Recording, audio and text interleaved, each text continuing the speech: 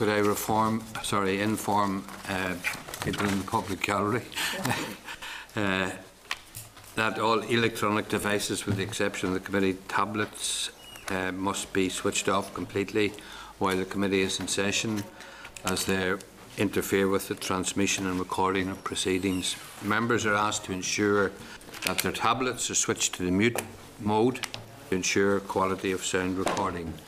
And can I seek a members' agreement that item 4 is recorded by Hansard? Agreed. Thank you. And I would like to welcome Emma Pengelly and Gordon Lyons as new members of the committee, and they are replacing Adrian McQuillan and Paul Gervin following their appointments to the Committee for Social Development and the Committee for Enterprise, Trade and Investment, respectively. I just thank Adrian and Paul for their service to this committee whilst they were members. Just like to inform members that if there are any declarations of interest for the new members, that they should make them available shortly on the Assembly's website. So, if members are content, we'll proceed through the agenda as follows, beginning with item number 1, which is apologies. We have one apology from Dahi McKay, Chairperson. Members aware of any other apologies? I'm expecting Ms. Boyle will be with us, I hope. Okay, thank you. So there are no other apologies. Item number 2, draft minutes of proceedings of 30th of September. Refer members to draft minutes of 30th of September at page 5 of the main pack. Are members content that the draft minutes are an accurate record of proceedings? Agreed. And they will duly be published on the committee website. Matters arising, the table of requests for information from DFP, page 13 of the main pack, provides an update on any matters arising not covered elsewhere on the agenda. Members content with that? Agreed? Okay. Sure. That being the case, we'll move on to item number 4, which is the Civil Service Special Advisors Amendment Bill, and we'll now have a briefing from Mr. Jim Allister, MLA. This session has been allocated around 55 minutes and should complete by around 10 to 11. Okay, Mr. Allister, you're very welcome to the committee. Morning. First of all. Thank you. And could just remind members that in line with good practice, the committee has agreed to schedule today's initial briefing on the bill for the purpose of informing members' contributions to the second stage debate of the bill, and that has been scheduled for Tuesday the 13th of October. Briefing papers collated by Assembly Research Services are at pages 16 to 112 of the main pack, and these include a copy of the bill and the explanatory memorandum. This session is being recorded by Hansard, therefore all electronic devices, with the exception of the committee tablet devices, must be switched off completely while the committee is in session, as they interfere with the transmission and recording of proceedings. So, Mr. Allister, you're very welcome, and I invite you now to make an opening statement. Thank you very much, and good morning. This Civil Service Special Advisors Amendment Bill comes about around because of the context of the fact that within Northern Ireland we are spending excessively more on special advisors than in any of the other devolved regions of the United Kingdom, where we have a situation both in quantity and in remuneration which far exceeds that which prevails elsewhere. The explanatory memorandum sets out some of the figures, but just quickly to recap, in Northern Ireland we have 19 special advisors, costing us on the latest figures just over £2 million a year. an average cost of £103,500 per special advisor. They're at the other end of the scale for the same, for Wales, we had 8, sometimes 9, but in the year 13-14, 8 special advisors, where the average cost in 13-14 was £58,500, rising the following year to £69,000. In Scotland, there are 14 special advisors with an average cost of £73,000. And even for the United Kingdom government, which of course is a full government dealing with not just national but international issues, where there is a vast array of special advisors, I think it's 103. The average cost of the special advisors for even the UK government is £81,500. So no matter what way you look at it, the cost of special advisors in Northern Ireland is inordinately disproportionate to other areas. Also disproportionate in terms of numbers, because if the entirety of Wales can be governed with the aid of 8 special advisors, it strikes me as rather odd that we need the same number in a single department in Northern Ireland, namely OFM DFM, and that we have a total of 19. So this bill is directed at addressing the 2 issues which flow out of that, and a third issue. The 2 issues which flow out of that are the number of special advisors, and it suggests that that should be tackled primarily by addressing the surplus within OFM DFM. And presently that is comprised of 3 for the assistance of the First Minister, 3 for the assistance of the Deputy First Minister, and 1 each for the assistance of the junior ministers. That was an innovation in 2007. Until 2007, the junior ministers didn't have the services of a special advisor, but that was an agreement, presumably between the 2 parties that shared that office in 2007 to add to the number of special advisors. What this bill proposes is that the number of special advisors, the total number of special advisors in OFM DFM should be reduced from 8 to 4, and the mechanism would be deployed is to reduce the number for the First Minister and the Deputy First Minister from 3 to 1 each. There are other ways of doing that. You could revert to the situation of not having a special advisor for the junior ministers and retaining 2, if that was thought to be the right number for the First Minister and the Deputy First Minister. But whatever way one comes at this, I think it's unsustainable to have the same number of special advisors in OFM DFM as we have in Wales.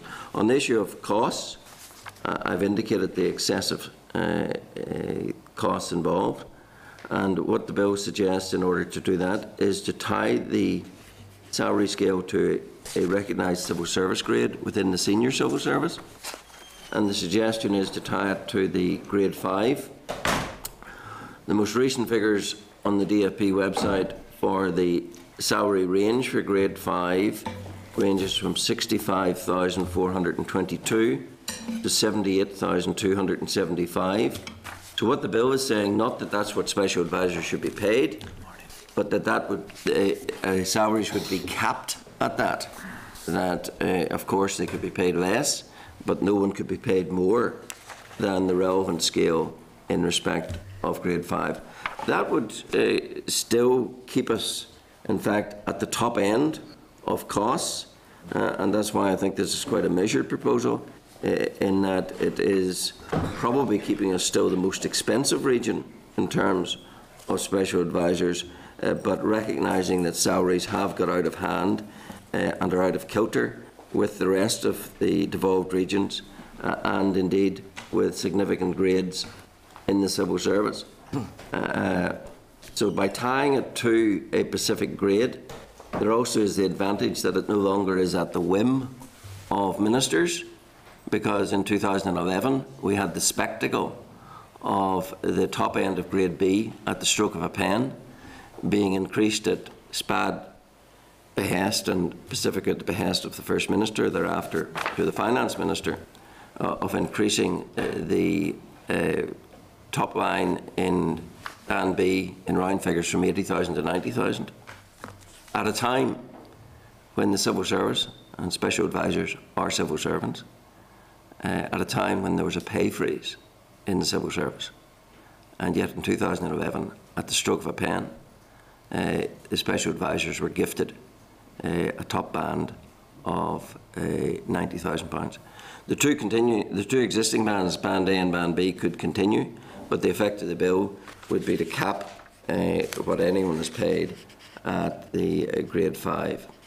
The third issue which the bill addresses is the issue of the disciplining of special advisors, and this arises from the highly unsatisfactory picture that emerged in the Red Sky investigation, where Mr. Stephen Brimstone, Special Advisor, was subject to a fact-finding independent investigation by DFP, who recommended that the instigation of a disciplinary investigation, and the Minister was able to override and to bin that, and therefore to ride to the rescue of his special advisor. That, I think, is wrong.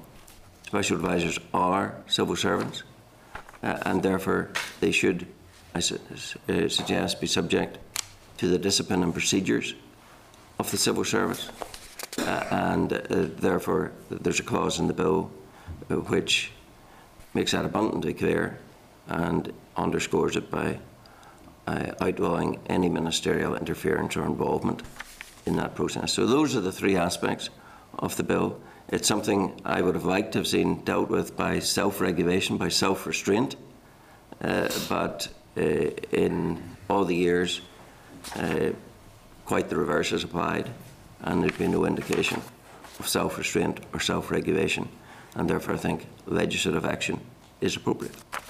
Okay, Mr. Allister, thank you very much.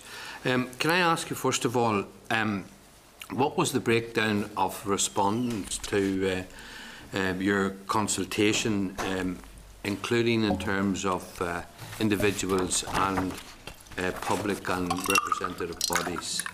Well, there were a total of 148. I think I did hear you refer to the research pack.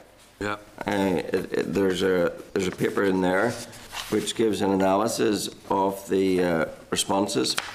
There were 148 responses. I think in their entirety, if I recall correctly, they were all from individuals. Organisations were circulated, but I don't recall there being any responses from organisations. Okay. And were there any particular issues raised by stakeholders such as trade unions, the Equality Commission or No. the Human Rights Commission? None whatsoever. Or the department? None whatsoever. None, okay. In respect of restricting the remuneration of SPADs by linking it to the salary scale applicable to assistant secretaries, that's grade 5, you outlined earlier on, and the current band is 65,422 to 78,275. That's on page 34 of our pack. What's the rationale for setting it at grade 5? And has there been any job evaluation carried out to indicate that that is the level that it should be set at? No job evaluation as such. A recognition that it's appropriate that a special advisor should be able to aspire to be paid at a scale which approximates to senior civil servant grades with whom they would frequently engage. And a subjective decision, I suppose, on my part, that grade 5 seemed to give the right range of ambit, being generous by allowing salary up to £78,000, but capping it at a level which was manageable because I've thought the present, I think it's 92,000, being even more than what a minister earns is excessive.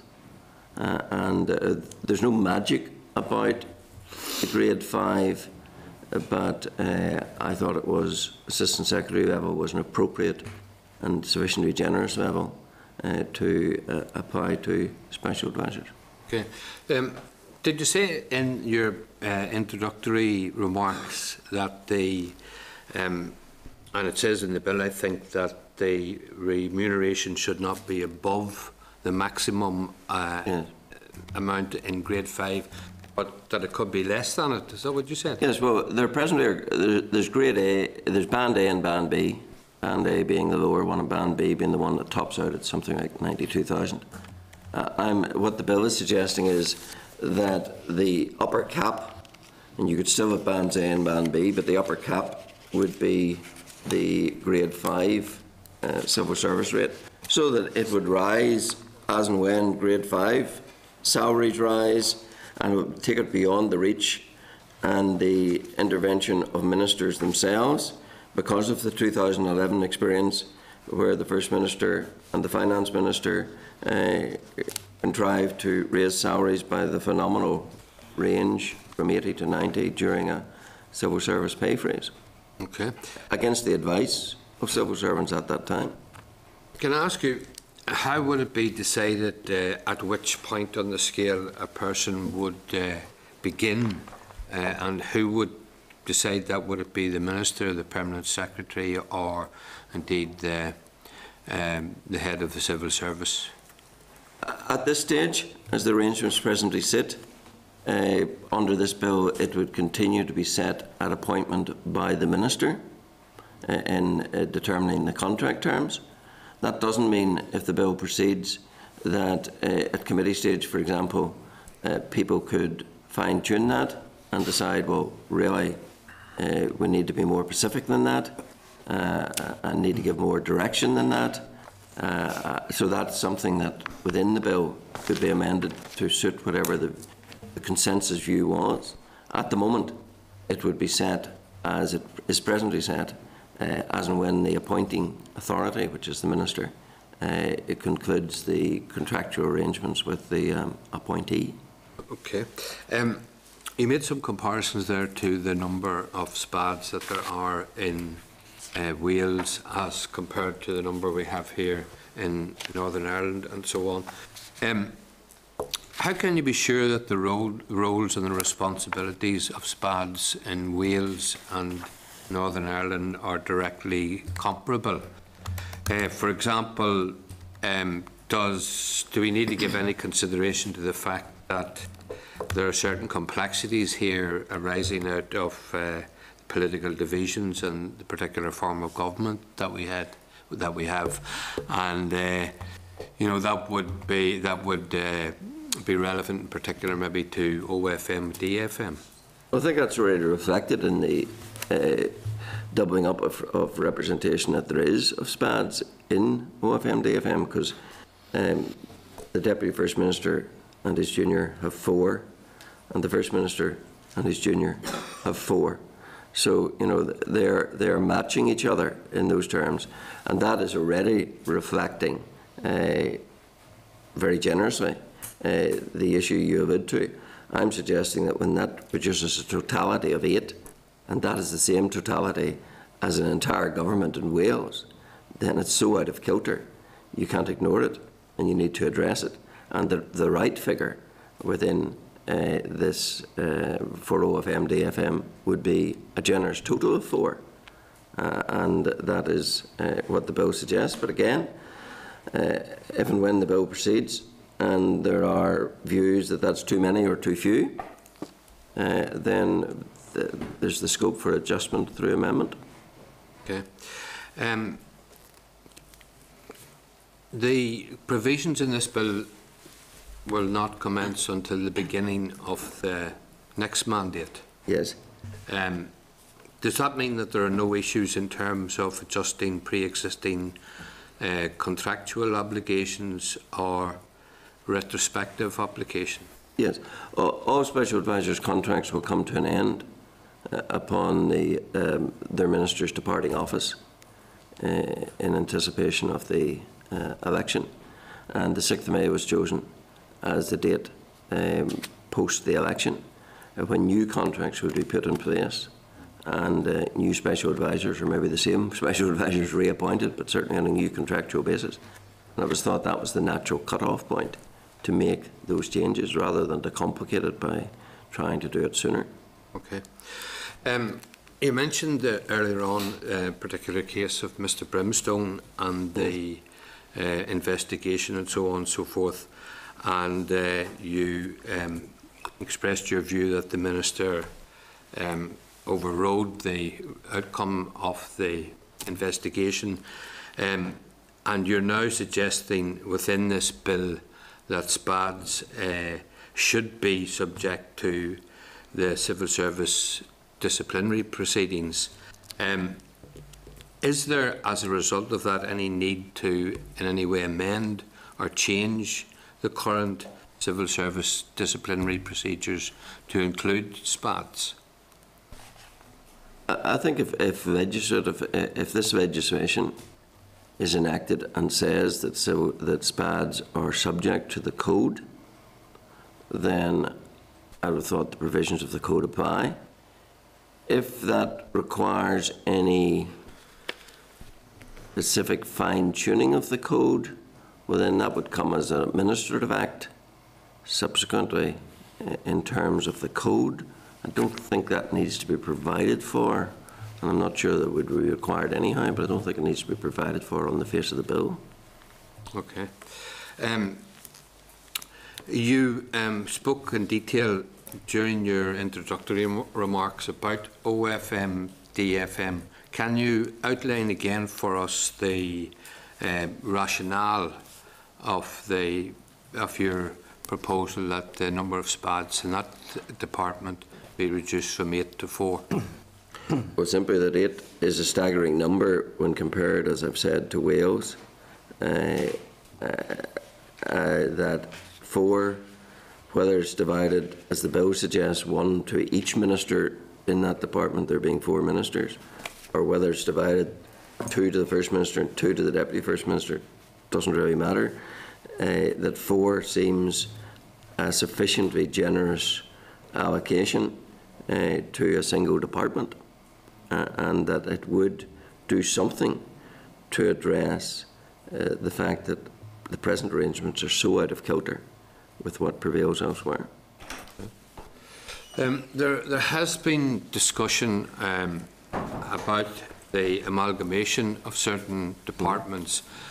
So in the future, some departments may be larger than they are currently and have extra responsibilities.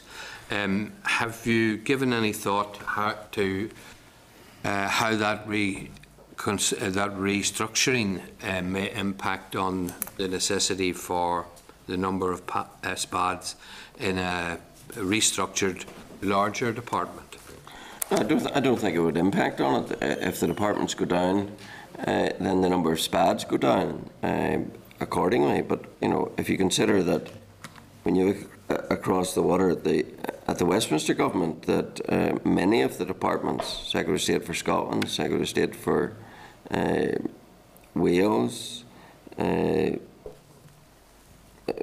all of those just have a single SPAD. I would have thought the Department for the Communities, the Department for the Economy or whatever, would be more than adequately furnished with 1 minister and 1 SPAD.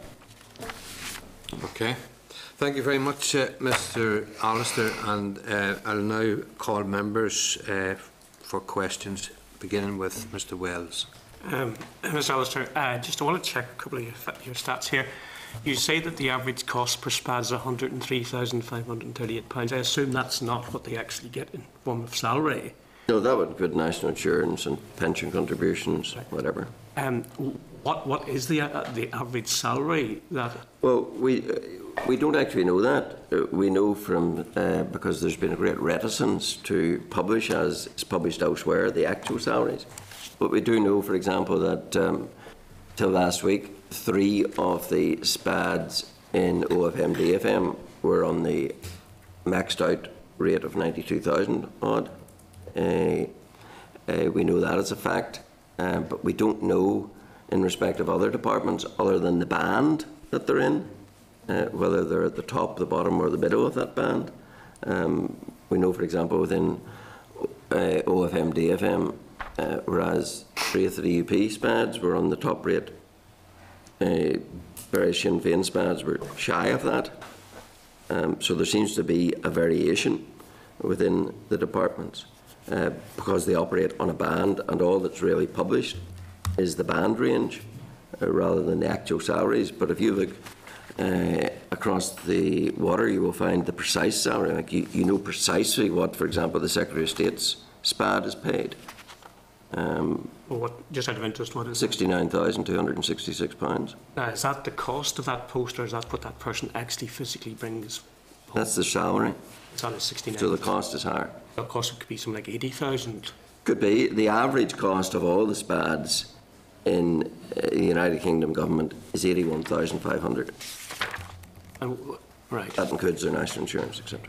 Now, is there not a danger in what you're suggesting is that some of the SPADs are extremely well qualified people, you know, who in the real world would be very successful and have come in to provide their service? Sure, they would say this is the real world, but interesting that you think it's not. I mean, the real you can't win this character. Maybe you're right. But out there in sort of the commercial sphere, put it that way, would probably earning significantly more, whilst others have seemed to have no qualifications whatsoever. Is there not a danger in what you're suggesting here that some folk who have no obvious qualities which would lend themselves to be a SPAD will be on the grading that you are suggesting, whilst others who clearly bring an awful lot more to their office will have their salaries lowered? Well, there always is a dichotomy between what's paid in the private sector and what's paid in the public sector.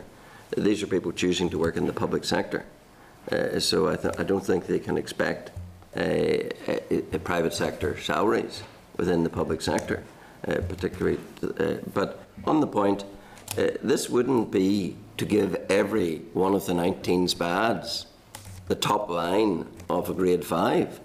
This proposal would retain Band A, which starts at something like 40,000, and would retain Band B, but simply cap Band B at the grade 5 limit. But inevitably what's going to happen is that every minister will appoint their SPAD at the highest rate possible. Well, that's interesting you say that, because if you go back a few years, there were a number of SPADs on Band A, which was the lower grade, deliberately appointed and responsibly appointed by their ministers. But because others appear to have been putting everyone to the top of Band B, by last year, every single SPAD was in Band B. Now, when the DOE minister appointed a new SPAD, I think it was last July, he appointed that person back in Band A, which was the first indication in some years that ministers were at all exercising any control in these matters. So yes, the tendency, because it has been wholly uncontrolled, has been a rush to the top. But the retention of Bands A and Band B should, if you have responsible ministers, be reflected in the minister making the right choice within those bands according to the experience and skill of the person they're appointing. Well, Mr. Bells, without naming the person, it's well known that the Special Advisor in Health is a qualified doctor. Yes. Which obviously is an extremely relevant qualification Yes. to that post. Yes. And extremely helpful to have that input as a minister. And I speak Yes. as one of the direct experience of that. Now, how under your proposal could we possibly attract someone of that quality to be an advisor when he or she could earn far more out practising as a GP or a Well, first of all, we don't know what the SPAD in Health is being paid. We know he's in Band B. We don't know if he's on £92,000 a year or if he's at the bottom end of Band B. So we don't know. But what this is suggesting is that he could earn up to £78,000 a year. But a GP would earn more than that. Yes, but if that individual who presently is earning less than a GP, wherever he is in Band B, has chosen to be a special advisor, then he's not to be rewarded for that by simply saying, oh, if he hadn't made that choice, he could have employed more. Some of us could earn more if we did other things. But similarly, we're not comparing like with like here, because if a minister resigns, the SPAD falls with him or her, and therefore there's a volatility about the post of SPAD. And a termination package. And an available termination package of up to 3 months' salary, I think it is. So it's not that they're left on their uppers, Mr. Wells. Yes, but I mean, the reality is in most jobs, you would, if you were sacked or if you're made redundant, you would receive some form of compensation. That is not abnormal. Yes, but if you are a SPAD, and in theory, I don't know if in practice it would be applying to those ministers currently resigned, their SPADs would have lost their posts, and it would appear from the criteria in the Code of Conduct they would be entitled to a compensation package, even though next week or whatever they might be reappointed to the £92,000 a year post. But if someone's a doctor or a barrister or a solicitor or something like that, they're guaranteed that in 6 months' time they will still be, with reasonable conduct, be a barrister or a solicitor or a doctor. Under the volatile system that we have, and I mean, with the number of times the Assembly institutions have fallen, people to some extent are taking a risk that they may not be in any form of employment because of the nature, and that may be absolutely nothing to do with their conduct or the quality of the product they give in terms of advice. It's just the nature and the volatile nature of it. Two things with that. If you're in private practice, such as solicitors or barristers that you referred to would be, then you've no assurance of income other than what you earn for yourself. You're not in the public sector. But those, the experience of these institutions since 2007 is not that special advisors have been made redundant and left without work. The experience is that they are reappointed, and indeed the provision in the code is that if you're out of office for 7 days and reappointed, you have total continuity. So where there's a switch of minister and he keeps the same special advisor technically has left office, but for all practical purposes he hasn't, because there's no detriment whatsoever because he's reappointed within the 7 days. And likewise, in respect of all special advisors, that's the position. So this picture that you're painting of these altruistic individuals who take a dip in salary and then run the horrendous risk of finding themselves unemployed, I think that's some sort of fantasy, Mr. Wells. You're normally one who I associate with a prudent use of public finances, and I must say I am surprised that you want to be so squandering in your approach to this matter. We're here to tease out the nuances of your bill, and that's not going to be helped by saying it's a wonderful bill, Mr. Allister, isn't it? I think we have to ask you a difficult question. Sure. And the other question I have to ask you, and you have direct experience of this, many of these SPADs are highly qualified legal professionals. Now, if they take up a post of SPAD and say they're here 6 or 7 years, they then, if they go back to practice, are miles behind their colleagues and would have great difficulty getting back into the mainstream of the legal profession or the medical profession or accountancy or wherever they come from. There is that volatility in the sense that you do put a severe dent in your career prospects. Well, you may or you may not, but you've made a career choice and you've decided that your career is as a special advisor. If you decide I'm going to do that for a few years and then go back, well, you've made that conscious choice. So you've factored in all of that. And I don't think paying that person up to virtually £80,000 a year is an undue penalty upon them. They're making the choice to be a special advisor.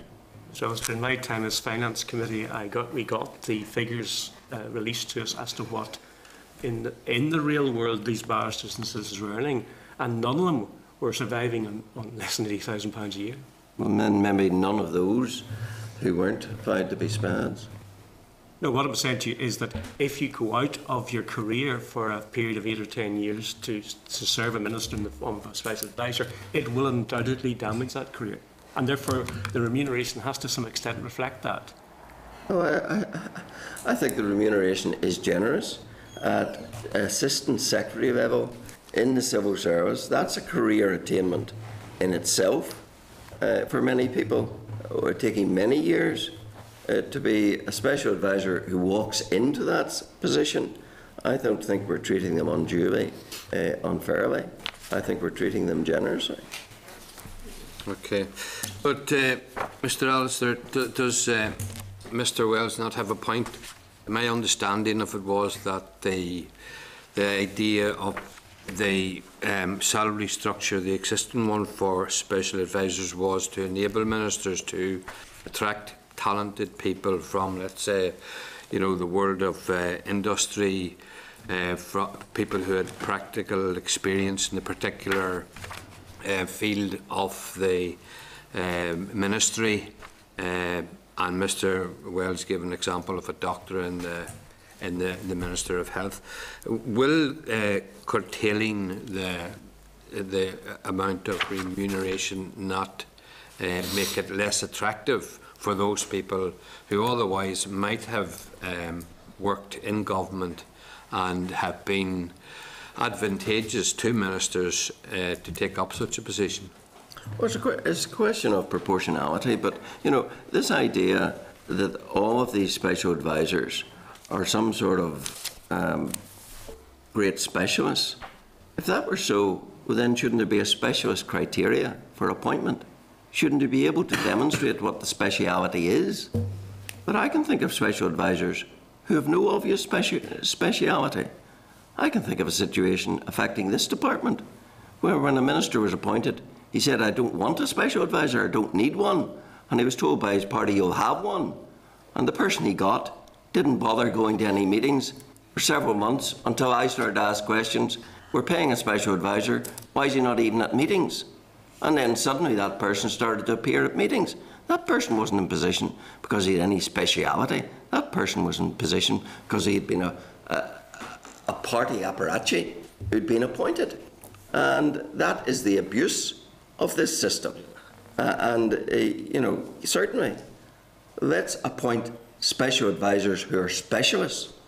But if we simply leave it, let's appoint people we call special advisors, and they have no speciality whatsoever, then I don't think it's unreasonable to say, well, the salary will be generous, but it will be linked to something like the generous salary for a grade 5 civil servant.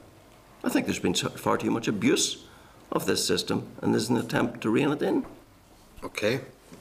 Thank you, Mr. Alistair. We move now to Martin. Good morning, Mr. Alistair. Morning. I'm just wondering if and you have an encyclopedic knowledge of these wages paid to SPADs, and you've done an awful amount of research into this.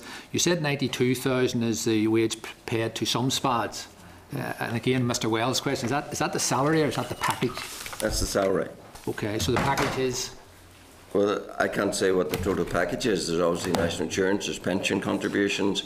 All I can tell you is that the average of all the 19 SPADs, the gross average, is £103,500. And just to follow that through, I think you'd agree with me, even in your previous profession, that would be a very handsome package. There are, of course, a number of QCs or eminent barristers who may earn much more than that, but I think even in commercial life you'd agree that that's a handsome package.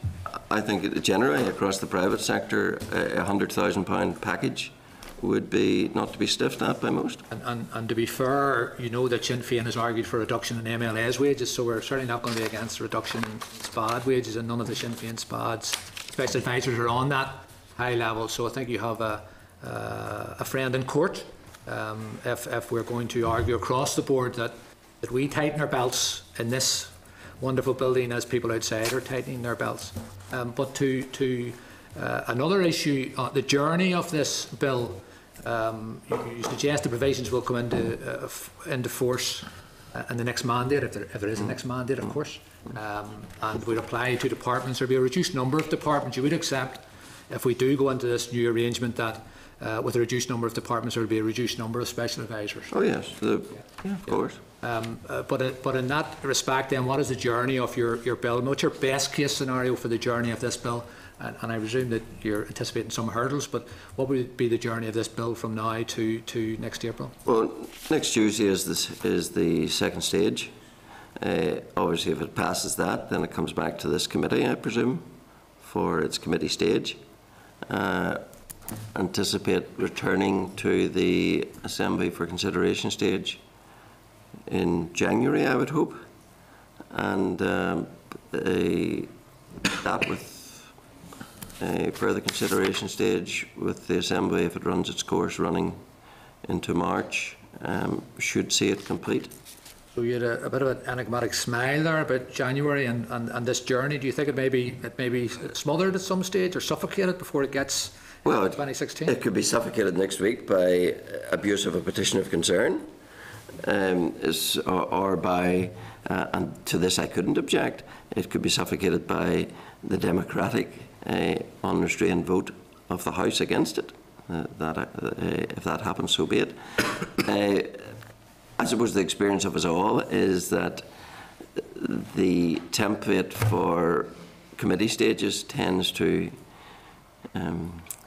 seldom be lived up to, and more often than not there are applications for further extensions of time.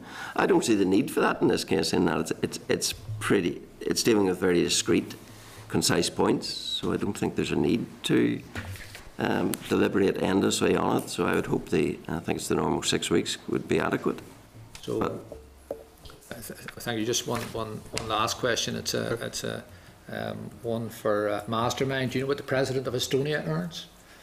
In which currency would you like that? You should Google that one, Mr. Alistair. Thank you very much. Thank you. Okay, watching. Gordon. Yes, thank you, Mr. Chairman. Obviously, people are concerned about the cost of government in Northern Ireland. I don't think anybody's disputing that. And I think, obviously, Mr. Alistair, you'll welcome the steps that we have taken to cut the number of MLAs. Unfortunately, that's not happening until 2021. I prefer if it happened sooner. We're also reducing the number of departments, and as a result, we're going to reduce the number of MLA. So action is being taken, and I hope you can see that action will be taken, and will be reducing by the number of SWADs by at least 3. But there's obviously going to be other discussions ongoing in terms of the new executive office and the number of ministers that will be in that, and I'm sure the position of junior ministers will be up for discussion in that, which would, if they were to go, obviously their ministers would go, or their special advisors would go as well. If this bill then were to come in, that would be reducing the number of SPADs even further to 2 in the entire department. And I'm just wondering if you can give us the rationale, the reasoning, or let us know a little bit about the research that you've carried out in relation to why these numbers. Why have you said specifically within the bill it should go from 3 to 1 within that for each minister in that department? What research have you done into the roles of special advisors and what's actually required? I'm sure it's very easy to find excuses for doing nothing. That's a pretty default position in regard to all these matters, and to say, oh, things are changing here or there, and therefore let us leave this alone. But the reality is, and I think it's an unpalatable and unsellable reality to the general public, that we are squandering far too much on special advisors, far too generous in numbers and in remuneration, and therefore it has to be addressed. As to the idea of reducing OFM, DFM, I'm looking at it holistically. They have presently got 8 special advisors. They said historically they had 6. Then the junior ministers were added to give them special advisors. Now, I'm not hung up on reducing it 3 down to 1 for the First Minister and the Deputy First Minister and keep the junior minister. If you want to revert to none for the junior minister and 2 for the First Minister and 2 for the Deputy First Minister, you'll find no argument from me. I'm not hung up on that at all. But what I'm saying is that the total number of 8 is unconscionable when you compare it with the fact that that runs the entirety of the Welsh Government. To say that Northern Ireland needs 8 special advisors in one department when that equates the totality of Wales seems to be just utterly indefensible. But Mr. Alistair, obviously When you say nothing's being done, obviously something will be done in relation to the cost, which is your issue, which is the cost of special advisors and the number of special advisors. That will obviously come down overall. But again, can I come back to my question, which was, what's your reasoning in terms of, what's the role in your mind of special advisors? Why did you come to the conclusion that we need that specific number? Well, in terms of their actual my job? starting point would be that before anyone's appointed as a minister, they should have some inherent, innate capability to be a minister. That it's not just a point of rewarding somebody for something and then surrounding them by special advisors so as they can do the job.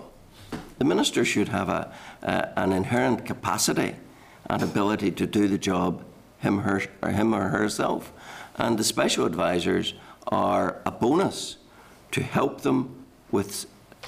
Very often, and I think it's right, the example has been taken of health. I think it's sensible and right that somebody of medical expertise should be a special advisor in the Department of Health. But, you know, if I look at the Department of Social Development and ask myself the question, what speciality is the special advisor in DSD bringing to the post?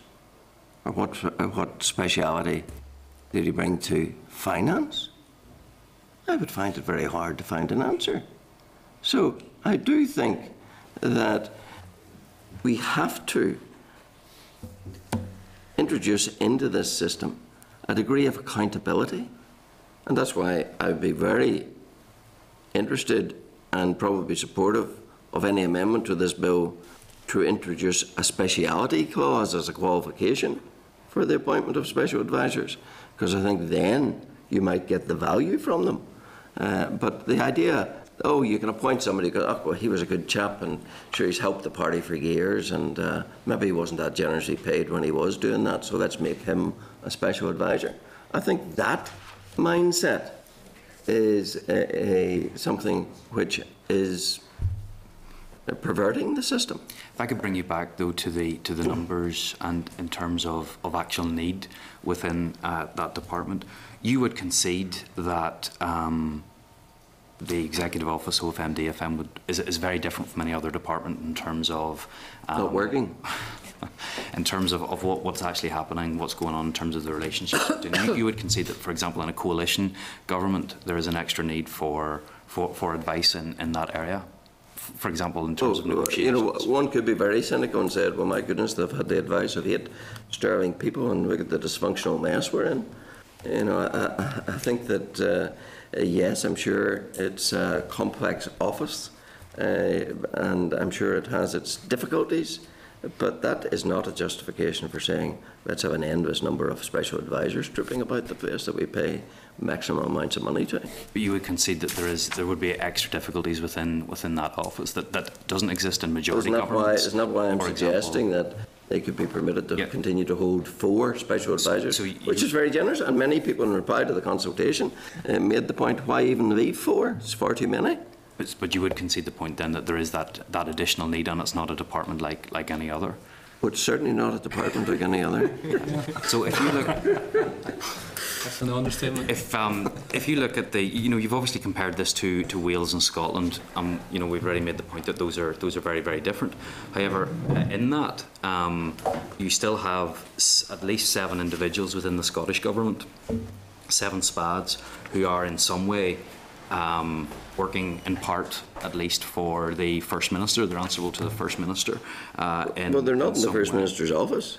No, but well, you can see there in the pack that's here, Liz Lloyd, Chief of Staff to the First Minister, Noel Dolan, Senior Special Advisor to the First Minister, Stuart Nicholson, Senior Political Spokesman for the First Minister, Colin McAllister, he's for the Deputy First Minister, Campbell Gunn, Deputy Spokesman for the First Minister, and at least 2 others, and again Katie Bowman. So you can say you would understand that the First Minister or Deputy First Minister's office, it requires more than perhaps what a standard department. Well, they certainly seem to have structured theirs where they've given various facets of expertise. You know, Deputy Spokesman for the First Minister and Communications Advisor, etc. They seem to have structured theirs like that. I don't know the minutiae of their departmental arrangements. But I know this, that anyone standing back and looking at the Northern Ireland arrangements and saying that for this government to work, leaving aside the fact that it isn't working, we need to have 19 special advisors, and we need to pay them on average a gross package of over £100,000 a year. And if we don't do that, government will grind to a halt. Well, we have been doing that, and government has ground to a halt. So I don't think we can paint a picture that we can't dare touch this. These are not untouchables, these positions, and they shouldn't be beyond the reach of austerity, if that's what's required, and of cutting back on squander and waste. Special advisors are not some unique category to be preserved from the pressures on government of a financial nature, and yet to date they have been. Well, I think we are obviously looking at cutting those, and that will go ahead in terms of... You're looking at cutting the number of departments. You're not looking at cutting the number of special advisors, for example, in OFM, DFM. Yes, you want to. It sounds to me as if you want to build a hedge around that, and to continue to have 8 special advisors in OFM, DFM. Well, I think we've already said that if we're looking at the structure of the new executive office, that the number of SPADs could well go there if the number of ministers go as well. Just finally, could you give us any indication? You've obviously placed a lot of emphasis on the differences between Scotland and Wales. Have you looked at any other multi-party governments where special advisors are in place? Okay, thank you. Thanks very much, Mr. Lyons. And now John McAllister. Thanks, Chair, and sorry, Mr. Allister, missing the start of your presentation. I suppose a couple of things. I think actually on cost, it's pretty staggering that our average is 103,000. That's £30,500 above Scotland, and it's a staggering 45,000 above the Welsh government. That's considering the MLA gets paid 48,000. That's quite a difference in salaries. I think your bill's very timely if we are, if as expected this autumn there was to be transfer of functions coming for departments, as Mr. Lyons questioned, and the fact that if the new executive office is created, it will shed so much of its departmental responsibilities that you certainly could at that point make an argument that 4 at that point was too high if it is to shed so much. In fact, I would probably make the argument as well that in the new arrangements, if we move to the 9 departments as being proposed, junior ministers probably would be better served in health and maybe in the Department of the Economy, or indeed in education, than being in the executive office. So I think from that perspective it's very timely. Just could have some of your thoughts round the way that debate round this new executive office and what it's going to be like, and much more coordinating department, as to why you would keep it at 4. Well, I suppose to an extent we're operating in the dark, but the advantage of a process that takes some months to reach fruition in the processing of a bill, if more clarity begins to apply to the executive office and to the other departments, then at consideration stage it would be possible to make adjustments if they were thought to be more rational than how the bill has started out in terms of the number of special advisors in what's still OFM, DFM. So I'm not saying that come the consideration stage we should simply shut our mind to anything that's going on around us. If there are things going on around us that change the setting, well then it would be possible to adjust the bill accordingly. Yes, except that I think that would be reasonable. It may well bear in mind that, Chair, that we were, I think, to do away with the Department of Employment, Learning and in the autumn of 2011. Yes. So some 4 years ago, and we still have it, and still a SPAD in post there. So you would certainly be keeping an eye on the developments around as we progress through. If this bill is successful next Tuesday, and I hope it is, but progresses through that and looks at the developments as we might restructure. I think you'd have to take a flexible approach going forward on it, yeah, till you get to the further consideration stage. And probably the point around the multi layers of government. Well, there's still only two main parties are in the existing office of OFM, DFM. I mean, up until from 1999 till 2007, the Scottish government had two parties in government. In the UK, between 2010 and 2015, we had two parties in government. Are there any indications that the cost of this rose or fell dramatically when they had a multi-party government? And the Welsh also had two parties in government, I think up maybe from 99 till 2011. I think Plaid Cymru and Labour were in government for quite a while. I don't have information to hand on that. I'm sure I could look at. Yeah. Well, there are figures relating to the Scottish government for the period 1999 to 2003. I think that was a Labour majority. Labour Lib Dem, I think. Was it? I think nobody was expecting to win the majority. Back then, in 2003, for example, the Scottish had 9 special advisors. So now they're 14. And then I'm fairly certain it was a Labour Lib Dem, so two parties were in government at that time. So therefore, the argument about needing more advisors to negotiate between two parties would not seem to hold much water. I wouldn't disagree. Thank you, Chair. Mr. Alistair, during the course of your evidence, I think on 2 occasions you mentioned the fact that you wouldn't be opposed to the inclusion of, I think you called it a speciality clause within the bill. If that's the case, why didn't you include such a clause from the big outset? Well, I suppose 2 reasons.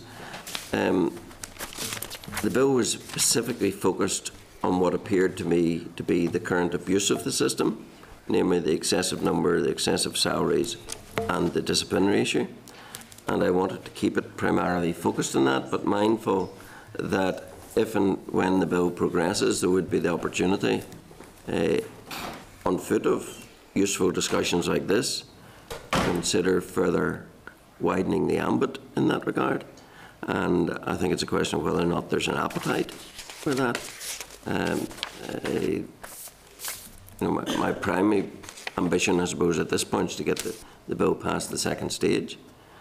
And then if in the scrutiny of it, this committee comes up with a view that says, well, yeah, special advisors should be special. They should be specialists. Well, then there'd be scope maybe to address that. Well, given the fact that the word special is in the title of the bill, one would expect that perhaps, there would have been an emphasis on the definition of what exactly is meant by the speciality of a special advisor.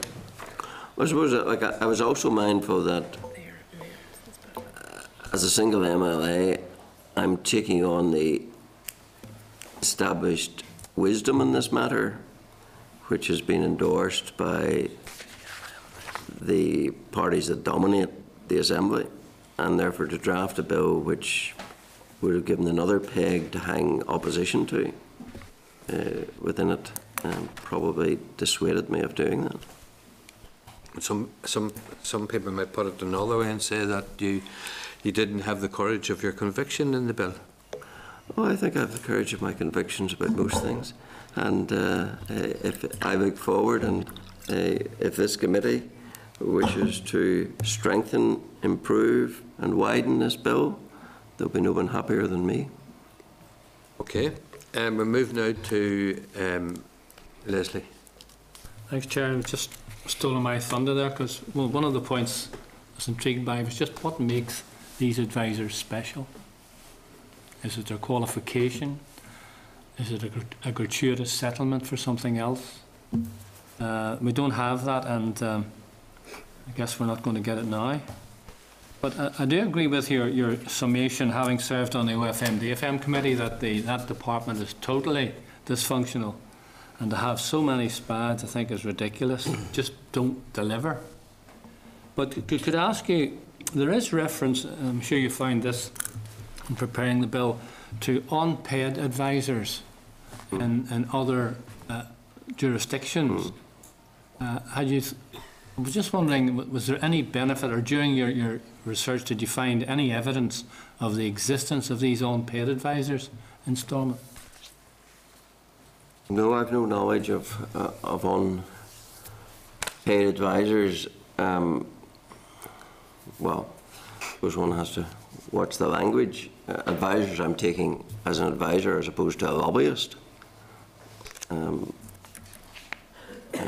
I don't think there's evidence as such of the existence of unpaid advisors. Certainly there's no facility in the structural form for someone to be appointed as an honorary advisor.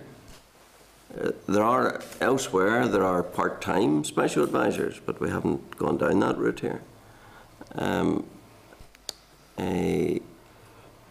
But I don't think there are, in any recognised form, any honorary advisors in our system.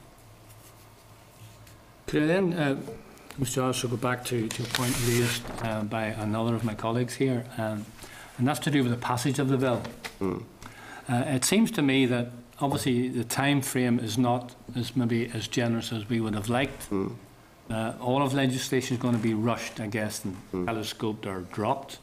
But one of the easiest ways of dealing with legislation that's maybe not palatable is simply to allow it to run out of time.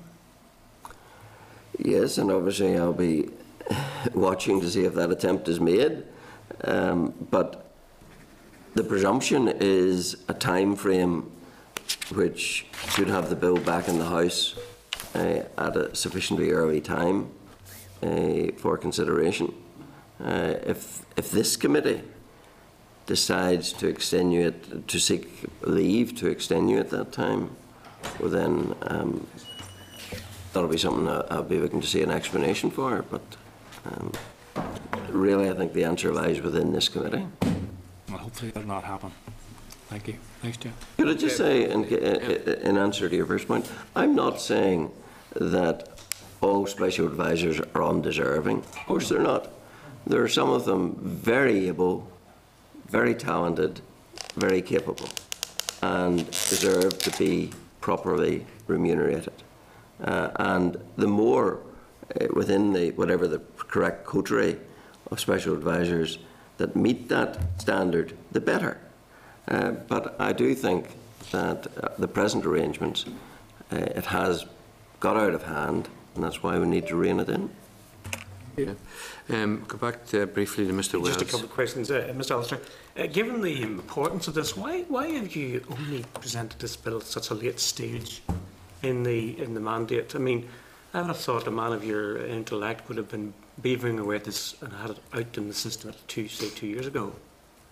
Well, I don't think this was as hot an issue 2 years ago, because you recall I did bring through a bill on special advisors back in 2013.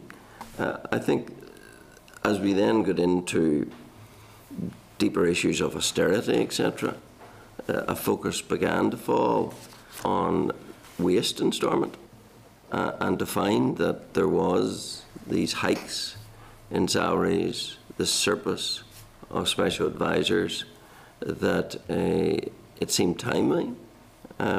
Maybe I should have come sooner, but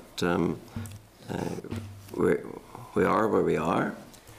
The other question is, I mean, you're aware of the situation without naming individual, but at one stage in one of our departments, we had an outstanding special advisor who came with an impeccable background in industry and commerce. He then was a special advisor, and then he went on to become, the chief executive of a very, very important body in Northern Ireland. Now, how under your bill, if we wanted to attract that extremely high calibre person, and we needed him or her for some specific issue like some major economic development scheme involving billions of pounds, how would, under your scheme, how could we attract that person as an advisor? As a special advisor? Well, I don't think that we're being meagre with people and offering them an assistant secretary salary at all in the public service. But, the SIB and others have means of bringing on particular talent. So I don't think it has to necessarily through the route of the special advisor, but you cannot set a threshold and say, oh, we should be able to pay £250,000 to special advisors because we just might one day come upon one who's worth it. Meanwhile, let the rest of them take the advantage of that. It can't work on that basis. This is public money. That's the one point needs to be remembered. This is public money. No, I'm not saying that for one moment. What I'm saying is, for instance, that person went on to a salary which a special advisor would only be a fraction of what he then got because of the quality. Now, are you making no exceptional circumstances when there's a need to identify a particular set of skills which can only be got in the open market as quite a substantial salary above what you're recommending? Is there any, would you be open to any? I'm reluctant to open that door, but if this committee or you, Mr. Wells, wanted to bring an amendment, then no doubt the House would pass its judgment upon that. My concern would be that it would be, once opened, that door would be exploited and that all special advisors might say, oh, well, I might just go somewhere else unless you pay me the top whack. I think we've had a bit of that before, and I think that you need to be careful about that particular approach. Okay. And Emma?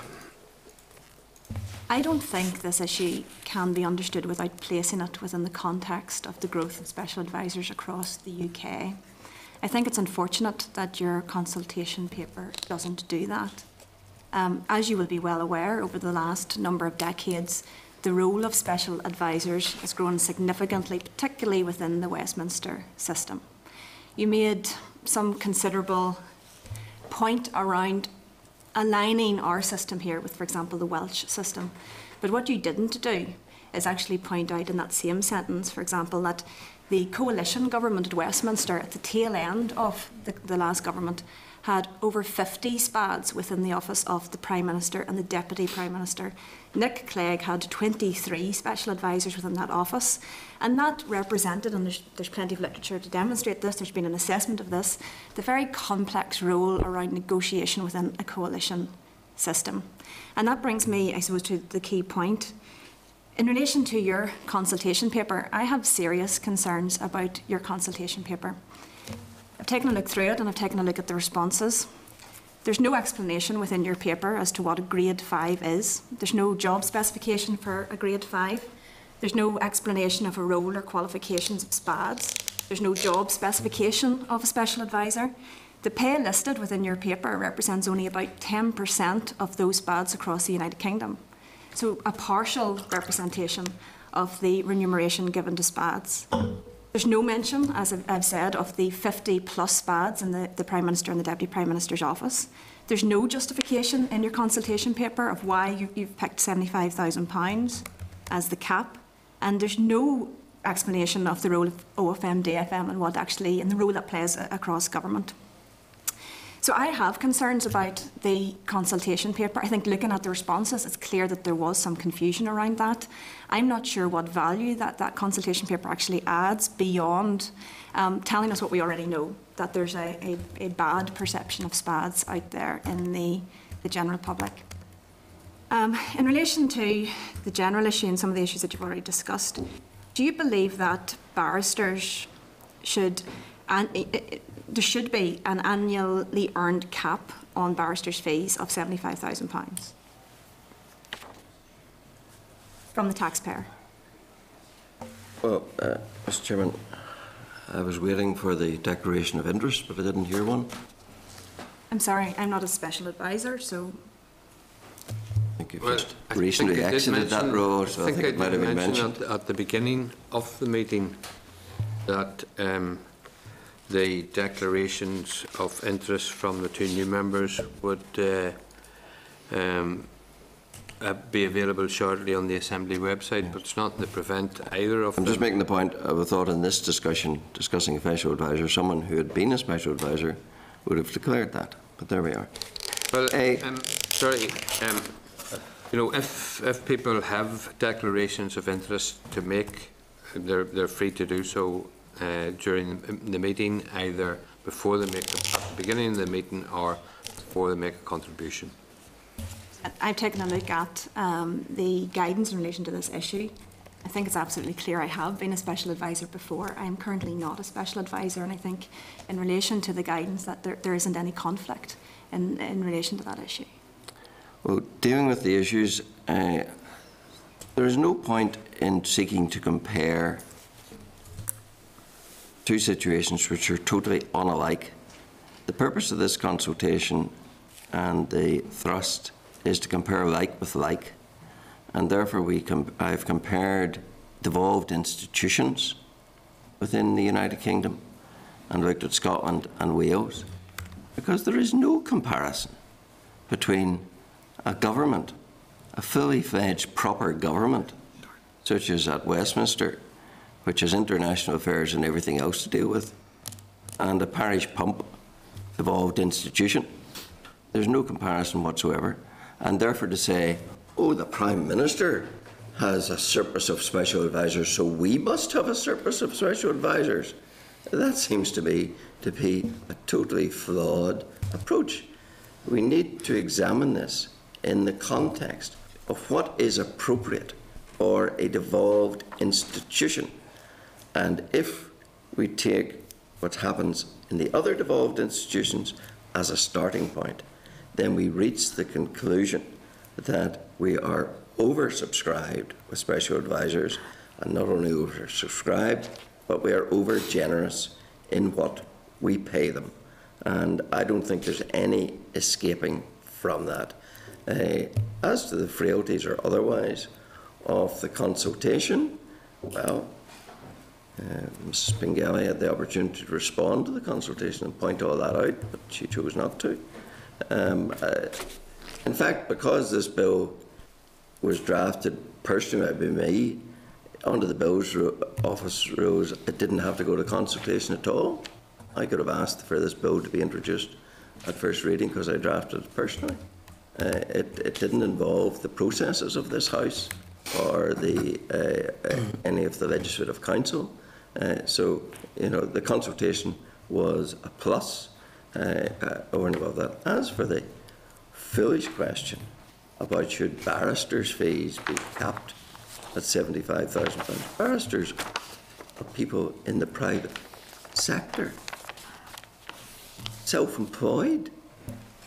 So the question, there's no comparison with those in the public sector who choose to be in the public sector, who then want to operate as if they operated in some beneficial aspect of the private sector. I do think there certainly are comparisons, and those comparisons, and I think for people out there in Northern Ireland, first of all, I think the issues that this Assembly discusses, that the committee discusses, that the department discusses, many people out there care very much about those issues. They don't see those issues as just, as you just described, the parish pump type issues. These issues are important to people. Those issues do need to be dealt with correctly and with the proper expertise on those issues. In relation to your comments in relation to barristers, I do think this is relevant, because barristers, despite being self-employed, they are in Northern Ireland taking considerable funds from the taxpayer through legal aid, hundreds and hundreds of thousands of pounds every year. In relation to the point raised by Machin, if you look up at the Legal Services Commission website, the top 100 barristers earning were well above the £75,000 figure, the top 100 last year. So the earnings from the taxpayer are considerably higher. And the issue I'm putting to you, Mr. Alistair, is that if you want to attract people with expertise, so the same qualifications, the same skills to come in, to do a role as a special advisor, to do a role in public service, then I do think there needs to be recognition of the variety of skills that can be brought in. If you're saying that you believe those skills should be capped at £75,000, then surely there's no justification for you arguing that those same skills, being paid for by the taxpayer in private practice or in self-employment, that should go well beyond 75,000 for providing defence for criminals rather than advising government. And I do think there's an inconsistency there. In relation to your issue... I must say, I think it's an absolute nonsense point. And by the way, the figure's 78,000. It's not 75. I think it's an absolute nonsense point to compare what people through self-employment might earn through, by dint of their efforts with what people who put themselves in the public square as public servants who think that they should have unlimited, uncapped access to funds far in excess of even some of the ministers that they advise. You know, we're in a situation where special advisors are able to earn more than a minister. Now, I don't think that that has got the balance right. I do think it's an issue of interest to people out there. It has been an issue of interest about what criminal barristers do earn from the taxpayer through legal aid. I do think if you're looking at equitable skills and qualifications and you want to cap one but not cap the other, I think that is a valid argument. In relation to the point that you've raised about devolved comparators in relation to this issue, you know, there's no doubt that working within a coalition system where you have parties that are ideologically opposed on many issues, where you have complex issues to be negotiated by special advisors. In my view, the situation with the coalition government in Westminster, and when I say 50 plus bads in the office of Prime Minister and Deputy Prime Minister, there were, as you know, scores of other special advisors across the other departments. So in relation to that issue, I do believe it's a much better and more accurate across the entirety of the UK government, there were 103 special advisors, and the average cost of those special advisors was 81. In Little Northern Ireland, we have 19 special advisors, and their average cost is £103,500. The figures speak for themselves. If a national government can be run with salary levels 4/5 of what it is required to pay special advisors in Northern Ireland, which is a mere devolved administration, with none of those national issues, then there is something seriously wrong. I do think that if this debate is to happen honestly, then all of these kinds of issues need to be out there. People need to understand these issues, how it works elsewhere, how the situation with special advisors is not a product of the Strongman system, but a product of the UK-wide system of the growth of special advisors. Governments, ministers and others do feel there's a value to that role. We've already made it clear that there will be a reduction in special advisors. I do think, actually, with teasing out the evidence today, there won't be a reduction of special advisors per se. It'll be courtesy of a reduction in the number of departments. But nobody is going to touch the issue of 8 special advisors in OFM, but DFM, unless this bill does it. It is a fact there will be a reduction in the number of special advisors. Because of a reduction in the number of ministers. There will be a reduction in the number of special advisors. There is a reform across government. But I think what we've teased out in terms of the evidence here today, in my view, is that the concern is really about the qualifications and where people fall along that scale. And to be honest, from what I've heard and from what I've looked at, I don't believe your bill will address that issue. I think what you're trying to address is that if somebody's coming in without the requisite skills, without the requisite qualifications, then they should not get a high level remuneration. You referenced about special advisors, in your view, should be at a grade 5 because that's the level that they're communicating with. In my view, I think that demonstrates a lack of understanding about the role and the spectrum of special advisors. Many special advisors communicate at a grade 3 or permanent secretary level. Many special advisors operate at a senior level. That is not to say many other special advisors probably operate at a much lower system and at a much lower level. So there needs to be a spectrum. I think the concern here is that you're going after the top end to cap it, while doing nothing in your bill to actually ensure that those people coming in with low skills or at the very junior end get And so says someone who benefited from the top end, but didn't want to tell us that. Well, in any case, the second stage of Mr. Alistair's bill will be read on and debated on the 13th of October, and there will be an opportunity for all of these issues. The second stage is meant to examine the underlying principles behind the bill, so there will be the opportunity for all members to contribute to that and to express their views on that. We'll take one more question from Ian. Point of clarification. I apologise if somebody's asked it when I was out.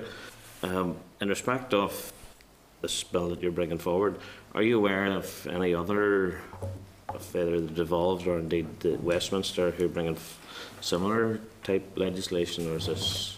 No, and I think the reason for that is that there's been obvious pay restraint in the other devolved institutions, and there's been obvious restraint in the numbers appointed.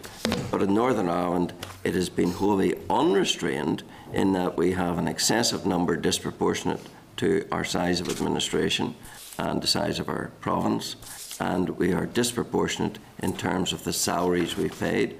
And I said at the beginning that this matter could have been dealt with by self-restraint and self-regulation, but the years have shown that quite the reverse has been happening, and therefore it's time to apply some legislative brakes to this matter. Okay. Mr. Alistair, during the course of the discussions here this morning, you used, I think, the word waste in relation to the remuneration of special advisors and the number of special advisors, and you referred to the period of austerity that we're experiencing and suggesting that this should be reflected in the remuneration of special advisors. And I'm not sure if you used the word corruption. I think you may have done Don't think so. beginning. No? Don't think so. Okay, well, I apologise for that. Well, you know, considering what you have said, can you give us any indication of the estimated possible savings that will accrue as a result of your bill? Well, I can't be definitive about that, but obviously, because we don't know how many people are actually on 92,000, all we know is the average outturn figure of 100. Those three. We know of at least three, because an FOI has revealed those three, but there may be others who the answer has simply been within the bands. But we do know the average cost is £103,500. Obviously, if you begin to cap it by reducing the top rate line from 92 to 78, you have the potential to make modest but significant savings. But it's not just about the pounds and pence. It's about the message that we're sending out. You know, I talked about austerity in the context that in 2011, at a time when civil service was subject to a pay freeze, we had the amazing spectacle of special advisors who are civil servants getting the special treatment of their salary bands increasing in round figures from 80,000 to 90,000. And what message did that send out to the general public when politicians keep urging to tighten their belts? It sent out a very wrong message, and that's how we've got to this point. Okay. Martin, quickly. Well, just very briefly, Mr. Alistair, and I hope you won't interrupt me the way you interrupted Mrs. Pengelly, and I'm sure you won't, but I do suspect your former colleagues may halt the progress of the bill, but I think it's very useful and very helpful to the committee to look at this area, and as we move forward, I'm sure this is an area of government that we need to get better at, and if that involves certainly people coming down to the level of payment and remuneration the Sinn Féin special advisors are on, or other parties, then maybe we'll do that. One last piece of information: there is an argument in the USA that I hear often, which I don't accept, but they say pay people a lot of money because it will stop corruption. You don't want politicians to be tempted by corruption, so you pay them very well. I've heard this in Westminster as well. It's not something I personally hold by. My feeling is if you're in public service, then you take public service remuneration, which can be very handsome as well. Do you have any thoughts on that? I think that anyone who chooses to serve within the public sector knows the parameters and should, before they make that decision, decide that those are financial parameters within which they can live. I don't think that then they should think that they have some right to supplement that by bending the system, whether you call it corruption or whatever.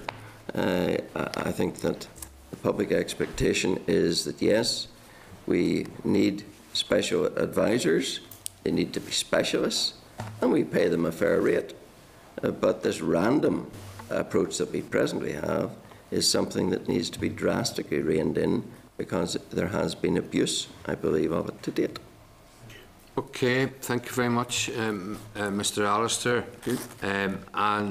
In due course, if the committee needs any further information from you, I take it that you'll be happy to provide that. Much advised, yeah. Thank you very much. So I'm asking members for their agreement that, subject to the bill passing its second stage and being referred to the committee, that written and oral evidence is sought from key stakeholders, including DFP, the trade unions, the Equality Commission and the Northern Ireland Human Rights Commission. Are members in agreement with that? Sorry, Chairman, just Yes. before we move on to that, I would just like to make it clear to this committee and for the record that I have never heard any allegation as far that rules have been bent, or that some people may call it corruption or anything else in relation to special advisor remuneration. I don't understand that's an allegation. I think it's an allegation that has been said there. I think we should put it on the record that that is not an issue. It hasn't been alleged, and everything thus far in relation to special advisors has been within the rules. Well, just I used the word corruption. It was a fault in my memory. What Mr. Allister actually said was abuse, and he repeated that again towards the end of his evidence. Also a loaded term, I would say. And that's his view, obviously, and he's entitled to it. And if others disagree with that, as I said, there will be further opportunity to discuss Mr. Allister's bill at the second stage. Okay, so are members in agreement that we seek written and oral evidence from the bodies I mentioned earlier? Agreed. Okay. So, subject to the bill passing in the committee stage, a call for evidence and a draft timetable for committee stage will be prepared for members' consideration in due course. So we'll move on to item number 5 on the agenda, which is the reform of property management programme, and we have a departmental briefing. An update by the Enterprise Shared Services on the Property Management Programme is provided at page 115 of the main pack. So I would like to welcome our witnesses, Mr. Paul Wickens, who is the Chief Executive of Enterprise Shared Services in DFP, Mr. Jim McCreish, who is Property Division from the Property Division in DFP, and Mr. Desi McDonnell, who is the Director of Properties Division in DFP. So, gentlemen, I will now invite you to make an opening statement whenever you're ready. Thank you very much. Thank you, Chair. In June 2013, the Executive approved the first region-wide asset management strategy, which had been developed by the Strategic Investment Board. One of the strands of work in this strategy is about centralising the management of office accommodation by transferring the office properties and management responsibility from departments and their arm's-length bodies into a shared service. This shared service will sit within an expanded DFP Properties Division, and this work in centralisation is referred to as the Reform of Property Management, or RPM, project. And the RPM programme comprises 3 main strands of work. The first strand is about office estate transfer. This involves the preparatory work required to ensure the successful transfer of office accommodation to DFP Properties Division. This includes putting together a comprehensive database of office estate information, identifying and resolving procedural, legal and budgetary issues, and getting agreement on the phasing transfers. The second strand is about surplus asset transfer. This will involve the preparatory work needed to successfully transfer all surplus land and assets to the newly established unit within Properties Division. This includes compiling a database of surplus asset information, the agreement of asset transfers and a disposal programme from 2016 forwards. And the third strand of work focuses on preparing Properties Division to undertake the new and additional work in relation to property management and asset disposal. This will include strategy, resourcing, accommodation, IT and service level agreements. The RPM programme has adopted the Gateway Review approach to project and programme management. An RPM programme board is in place with me as Chief Executive of ESS as the senior responsible owner, and programme board members include representatives from DFP Properties Division, DFP Finance Division, the SIB Asset Management Unit and Central Procurement Directorate, and a representative from the largest department transferring properties, that's DSD, has also been invited onto the board. The key activities for the RPM programme in 2015-16 are focused on agreeing a process for the transfer of offices and surplus property into Properties Division and commencing the design of new operational agreements. I hope that gives sufficient background, and I'm happy to take any questions you have. Thank you. Okay, thank you very much. Can I ask you first of all, the movement towards centralisation of management of office accommodation and the surplus assets under DFP. Does that mean that individual departments are relinquishing control and the flexibility that they previously have had in this regard? Effectively, yes. So if you take, let's take the numbers to start with. We currently manage about 150 properties within Properties Division itself, and there's around about 100 buildings that will transfer. Now, as of today, there are about 27 bodies that are actively involved in asset disposal, but potentially up to about 120 that could be doing that. Now, not all of those organisations would have the necessary skills, the expertise to either undertake disposals or to realise the capital receipts in a timely manner. So the idea of centralising this is to get a more standardised and effective approach so that we can actually consolidate everything. Okay. And how have departments reacted to that? Has there been any resistance from individual departments?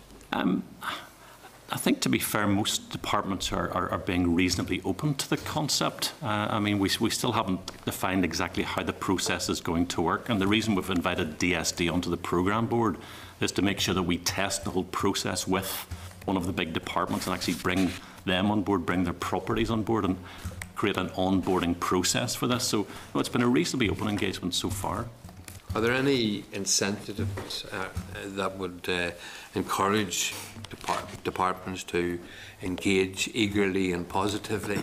I think the big one is probably expertise. I mean, where you've got a smaller organisation who only has to deal with these issues once in a while, in other words, very infrequently, they may not just have that level of expertise that I mentioned earlier. So I think the biggest incentive is to have a central pool of expertise that can take some of these more detailed issues away from them. Chair, if I might add to that, I suppose another great incentive is cost. That if we can rationalise the estate and get more people into the space that we have, then that'll be a big cost saving for departments as well. Okay, so there is a financial incentive for departments. We mentioned in the previous session there was reference made to the restructuring of departments. What implications will there be for the programme from the planned restructuring of departments? Well, I sit on the programme board that's looking after departmental restructuring, so it's being chaired by a permanent secretary, and there's a number of SROs on that programme board. My responsibility is to represent all of the shared services, including property management.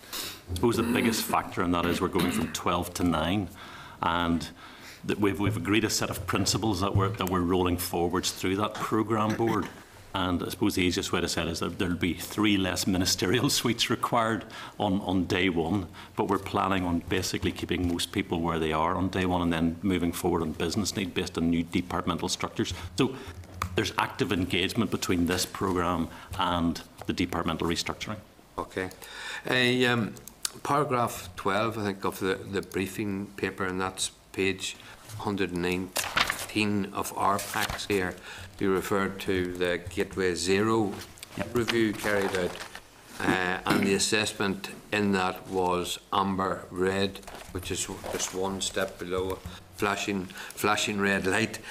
What are the specific concerns, or what were the specific concerns identified from that Gateway review, and what were the causes of those concerns? Okay, well, first of all, I mentioned earlier, Gateway is a normal process that we undertake, and it's there to give the SRO assurance. So me as SRO, if you like, I commissioned that, and the amber red was then back to me again with a specific set of recommendations. The recommendations, I'll cover them fairly briefly. The first one was around communication of the programme vision and strategy. So sometimes you're so close to these things that you can't see it. So we were clear on what the vision and strategy was, but there a need to communicate that more widely to organisations. Second one was around the constitution of the programme board, which had got rather large and unwieldy. And we were looking at that anyway, so there was a specific recommendation around reconstituting that. Another one around the co-location of the reform of property management staff and properties division staff. So we've got a joint team working from SIB and properties division, and they were in the same building but not co-located. So what we've done is we've put them working right beside each other now. We were told we needed to develop a more comprehensive integrated plan that brought all the streams and their interdependencies together, and again significant work has been put into that one. A focus more on what was called transformational programme leadership. So it was recommended that we had someone with more of a transformational set of skills, that this wasn't simply about process, it was about changing an organisation and a culture of an organisation to embrace some of the future changes. And then the last one was to rebase the strategy based on the current budgetary pressures. So trying to come up with a more flexible approach. I mean, originally, the asset management strategy that drove RPM was a 3-year plan that was due to, it was targeted at April 2017. And based on an assumption that there would be whatever funding was required would be made available to us. Now, obviously, in the current climate, we've had to flex our plans based on budgetary constraints. So we've come up with a more, let's say, a more innovative and flexible approach that will allow us to flex with the budget that we have at any point in time. So that was the last point on that one. We will go for another gateway, so you don't just do one, you'll do a number of these things. So we'll do another gateway to follow this up in January 2016, and the first thing they look at is what did you do with the recommendation from the previous one? Have you assured everyone that you've actually taken cognizance of those and put action plans in place, and say we're already doing that? Paragraph 18 of your paper, that's page 120 of our packs. You say that the performance easily exceeded the target for vacating leased office accommodation in 2014-15. How can we be assured that the targets for future years will be sufficiently challenging, let's say? I think, to be fair, that target was a reasonably challenging target in itself, but we were able to get access to capital to purchase other buildings, so we were able to come out of leases perhaps earlier than we would have anticipated. So it wasn't that it was an easy target to start with, it's just that we were bringing forward some things into that year. This year's target is a challenging target. In fact, we've got it sitting at an amber risk on our on my organisation's risk register. This year's target is 5,500 square metres, yes. Where are you with that at the moment? You say it's amber. How does that translate into square metres? We're around 2,000 square metres. That's where we are now. The problem was that the 5,500 target was constituted to assume capital would be available for some projects that are ongoing, particularly one in Bruce Street, but that capital has been slowed down. As Paul said, we're able to flex a bit on that. But on the other side, we have had a successful or a favourable lands tribunal judgment on another property, so we are reasonably confident that we will still be able to achieve that target, but it won't be in the way that we thought at the start of the year that we would achieve it. What will the difference be? Oh no, it'll just be that a property that we thought we would have had square meterage in, we won't actually necessarily achieve it in that building. We will achieve it by another building that So we you weren't saying quite that there'll be a expecting. number of smaller properties rather than a larger one? Probably, yeah. Okay. The executive's plan for capital receipts was estimated at around 50 million a year, although the previous Minister for Finance, Mr Hamilton, said that he considered that that was a conservative estimate. Where are we in relation to that particular, let's call it, target? Well, sorry, Paul. No, go ahead.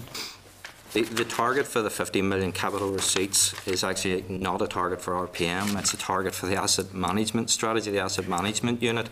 In effect, the asset management unit is assisting all departments that are contributing to capital receipts required for 15-16, so it's not just RPM. DFP's contribution to that for 15-16 will be the sale of a site at Rose Park, which will is on the market for an estimated market value of around 2 million. So that's what we, RPM, will contribute to that, or we as Properties Division. There's a bit of an overlap there. So, as I say, it's actually a target under the asset management strategy and for the asset management unit rather than for Paul as SRO of RPM. Okay. That was a lot of acronyms, sorry about that. Right, well, if we can put it this way then, your overall aim is to drive savings, isn't that right? Yeah. Can you give us an indication of what the savings achieved to date have been as opposed to costs? Yeah, I'll cover that one. So I think we've updated the committee on this one fairly regularly. So if you go from where we really started actively measuring this in 2009-10 to the end of 2014-15, we've vacated just over 36,000 square metres, which is a cumulative saving of about £21 million. Now, in the last year, we've also taken a significant lease on a new building, that's Lanyon Plaza. So our strategy is not just to get out of all leases and purchase buildings, it's to try to get a balanced portfolio of what's appropriate. So we've also taken Lanyon. If you exclude Lanyon, we've vacated just over 45,000 square metres and saved 22.7 million to date.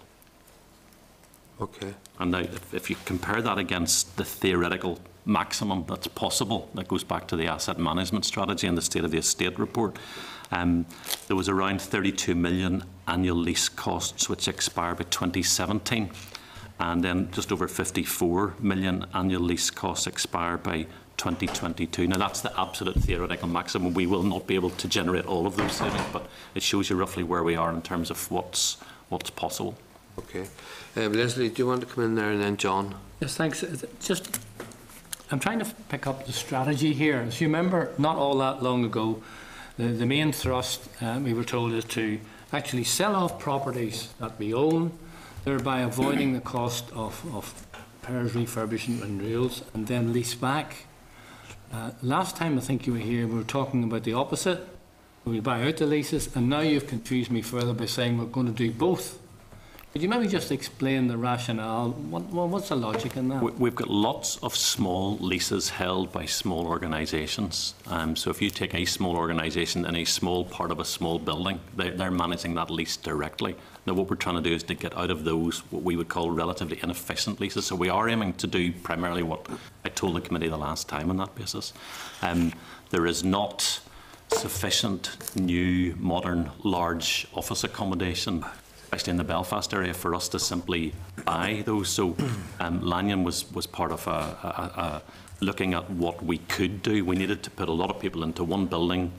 There was nothing else. We'd already bought 5 or 6 buildings in the last year, and we were able to avail of good market conditions and negotiate a very good long-term lease. It's a 20-year lease on that particular building. So where appropriate, we will continue.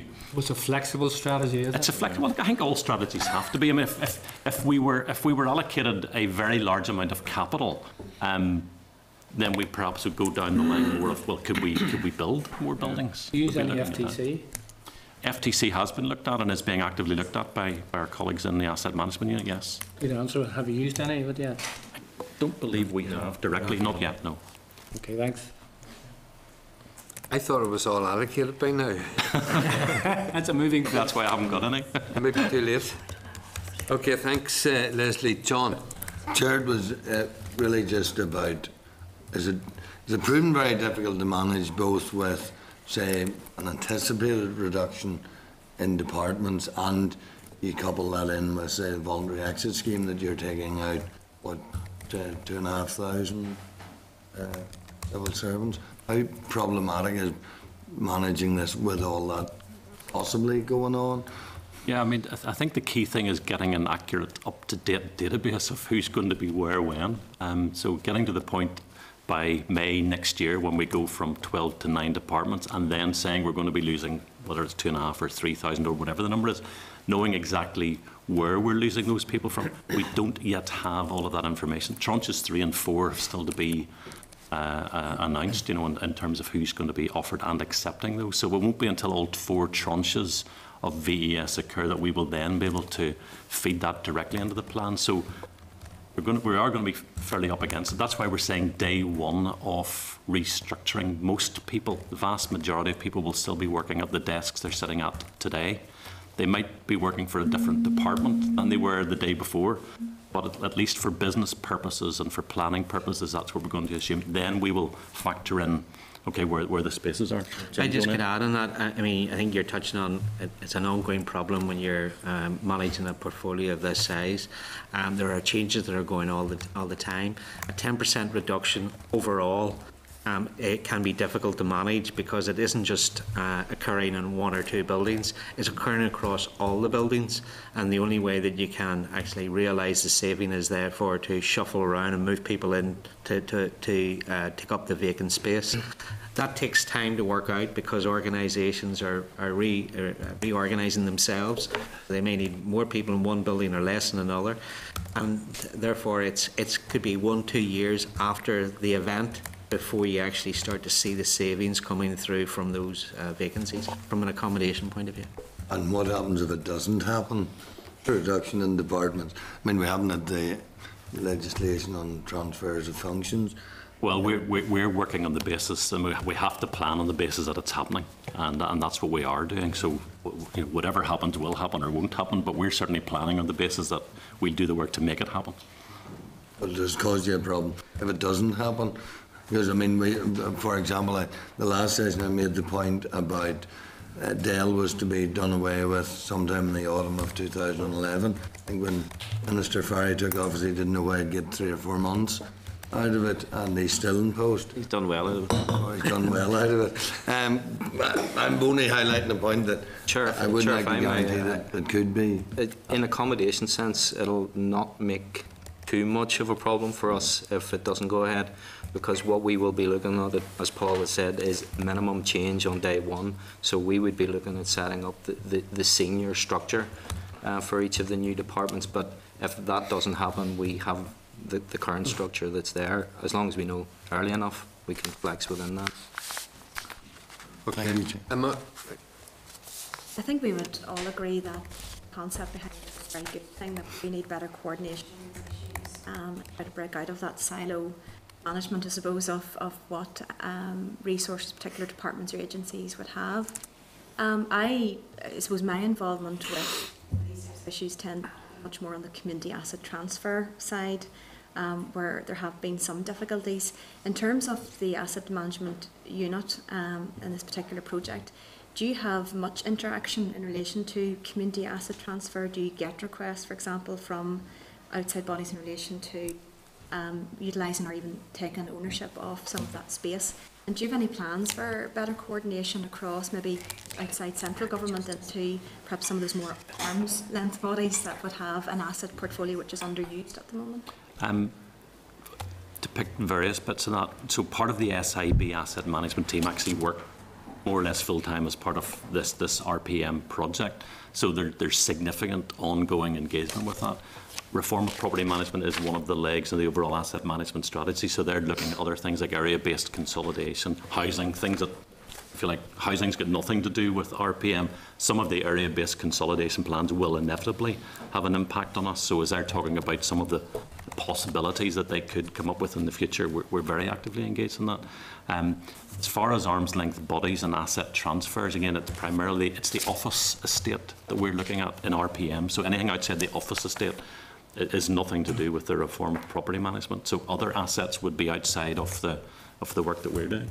Anything you want to add? And given your experience of, thus far, and it does seem to have been reasonably successful at this point, albeit you're still amber, but given the apparent success of this better coordination, do you see merit perhaps in of consideration of taking that to the next step and trying to get better coordination from some of those other elements? I know certainly from community organisations, I'm sure other members have had this experience, it can be extremely confusing and frustrating because they just see an asset which is owned by government as they see it. It's underused or it's derelict or they feel they use it, and they have to go through quite a protracted route before they can try to find out who owns it, what's the mechanism, and it can differ from agency to agency. So do you see merit in at this relatively early stage in your experience so far to perhaps take that to the next level in terms of... Well, I believe SIB are already considering that, so yeah, I think there is merit. For me, I'm very clear, as SRO, I've got a project to deliver in a short, tight time span, so I'm going to focus on that, and the lessons from that will be directly fed into and are being directly fed into the other work that the wider asset management unit is doing within SIB. But yes, there are merits on it. Okay, thank you very much, gentlemen. And if the committee needs any further information, I'm sure you'd be glad to provide it. Thank you very much. Thanks very much for attending today.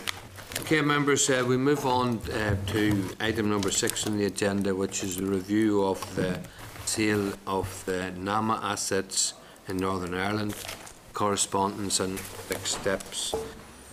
So we have received the following documents of response from the Right Honourable Peter Robinson, MLA, First Minister, in relation to an invitation to give oral evidence at the committee. That's at page 124. Correspondence from Minister Noonan, TD, page 125. The main pack. Correspondence from Cerberus at page 3, tabled packs, and table of responses pending to committee requests at page 10 of table packs. The correspondence from the Right Honourable Peter Robinson, MLA. Mr. Robinson has provided the response confirming his availability to give oral evidence to this committee on the 14th of October 2015. Therefore, an evidence session has been scheduled for next week's meeting. In relation to the correspondence from Minister of Finance Michael Noonan, TD, the Minister of Finance has responded by publishing a large body of documents which start at page 125 of the main pack.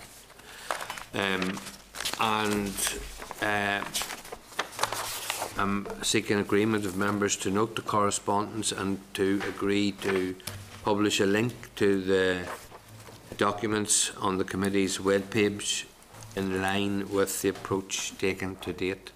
Members in agreement with that? I think, Chair, we should have. I think Mrs. Pengelly wants to speak first. So. Sorry, it's just before we go into discussion.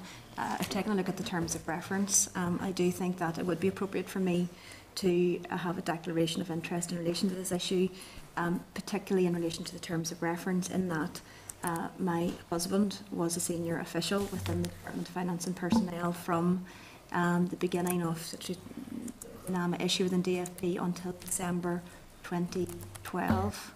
And he left the department at that stage. So I think just for the record, I want to put that record, and he is referenced within some of the disclosure from the Irish Government. I think, Chair, to protect Mrs. Pengelly, I'm not sure that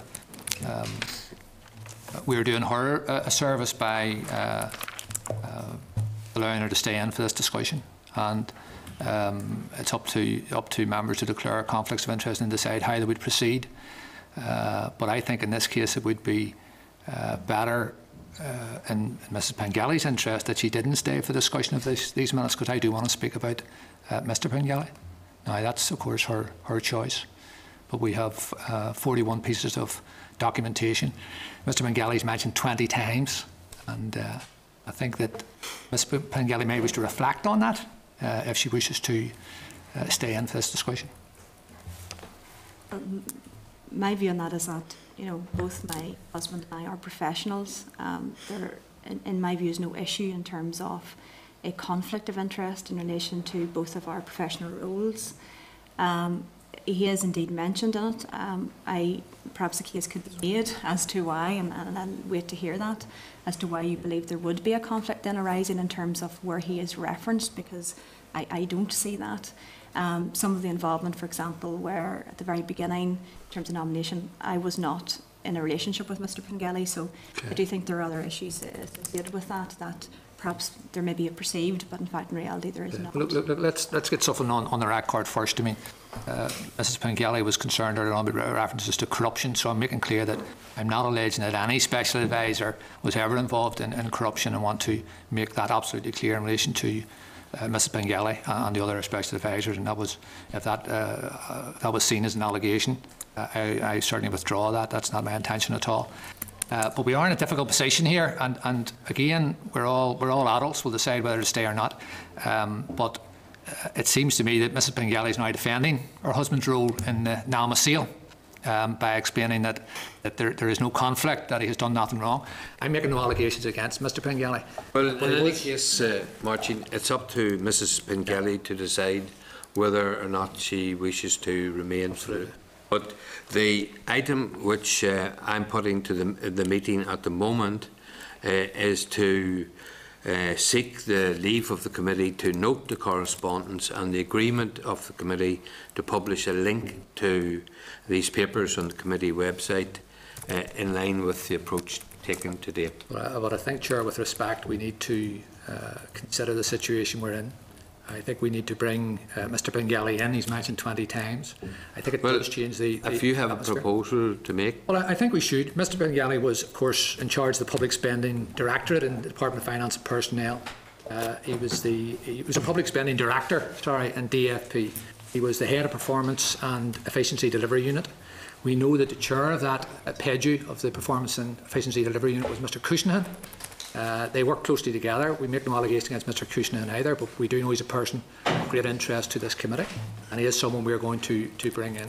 So I think that in the interests of the public, saying, are we willing to make sure that no one's done any favours? I think that yes, we need to bring in Mr. Pengelly. I think he may have been mentioned earlier on, but the fact that he's 20 times mentioned in these NAMA letters, that he was involved at the start with proposing or passing on the letter from Brown Rudnick, which talked about buying the PIMCO portfolio.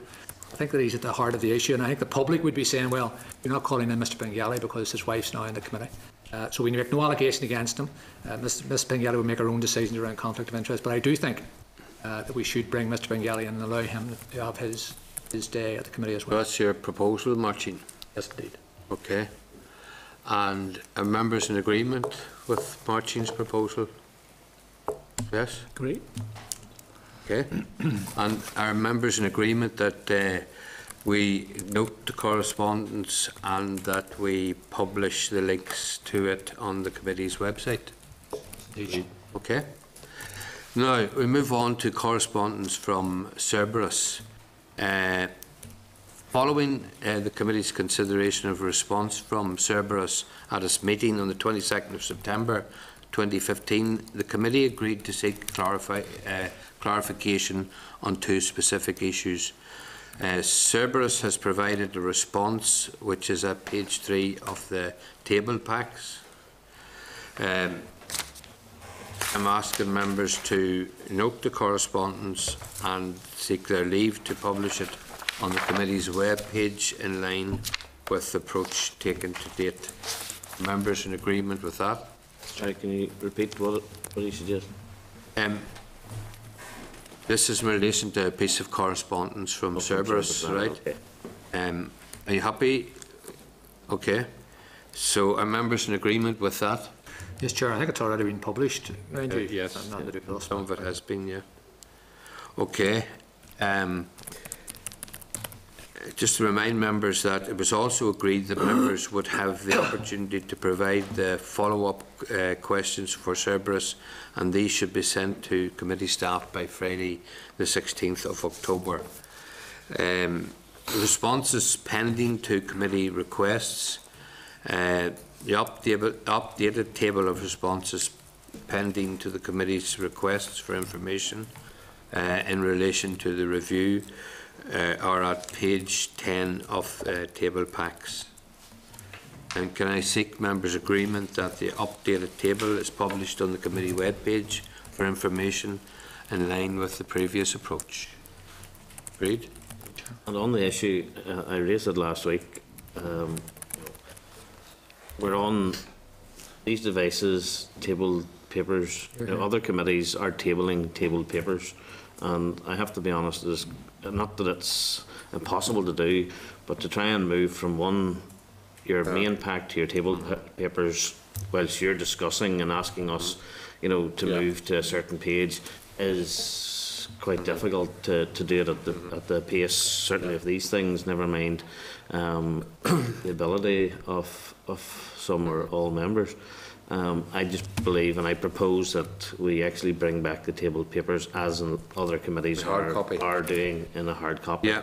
Well, because it is getting to the point of ridiculous where people are I'm not disbelieving what you're saying this on them, but if you're trying to move at the same rate as the chair speaking on them, it's quite difficult. It's a point I think was raised 2 weeks ago, and there is a protocol through the chairman's liaison group, and I did raise it that it should be raised through that process, but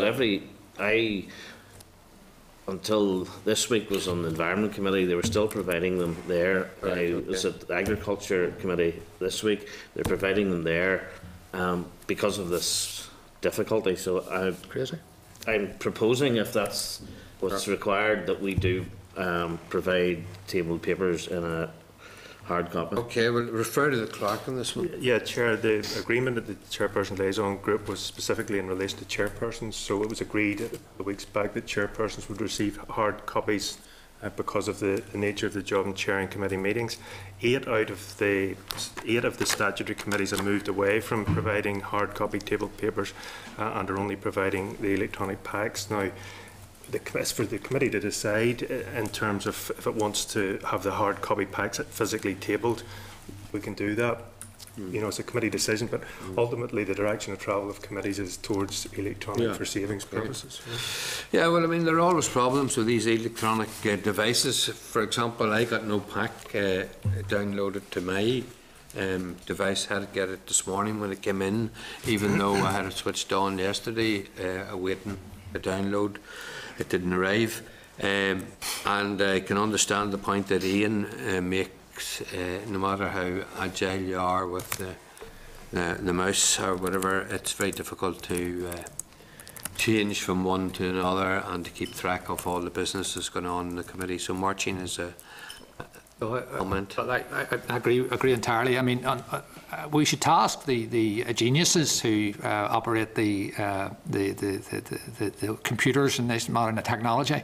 Why can't they bundle them together? Because it's 2 documents. Yeah. I understand the table coming later, but I think Judith proposed that 2 weeks ago. Jane, what wasn't Alistair was ignored when you proposed that? Chair, I have raised that suggestion arising from the committee's discussion about the compiling as into one PDF. So I know it's that issue has been considered. God forbid they would pay any attention to the customer, but if it should also be the first pack you see when you go onto it, rather than having to search through 90 to get it. Anyway, I'm not going to say anything else about our wonderful technology. Yeah, well, it would seem to be a sensible proposal that all of the papers be bundled together and that there's easy access in that way to the table papers, and any additional late table papers could then be provided in hard copy. Presumably that wouldn't have to occur all the time, and if it did, there would only be a very small number of papers. So we'll leave it to the clerk to further investigate the possibility of that.